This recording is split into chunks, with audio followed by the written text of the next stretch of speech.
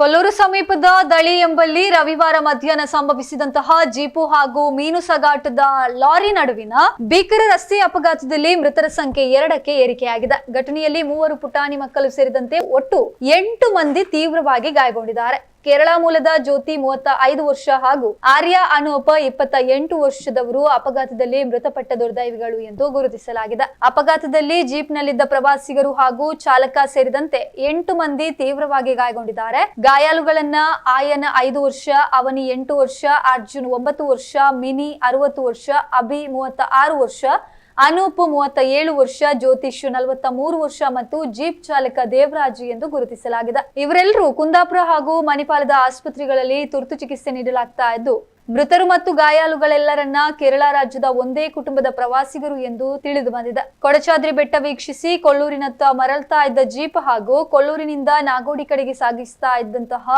ಮೀನಿನ ಲಾರಿ ನಡುವೆ ದಳಿ ಎಂಬಲ್ಲಿ ಮುಖಾಮುಖಿ ಡಿಕ್ಕಿ ಸಂಭವಿಸಿದೆ. ಕೊಲ್ಲೂರು ಠಾಣೆಯ ಪೊಲೀಸರು ಘಟನಾ ಸ್ಥಳಕ್ಕೆ ತೆರಳಿ ಪರಿಶೀಲನೆಯನ್ನ ಕೂಡ ನಡೆಸಿದ್ದಾರೆ.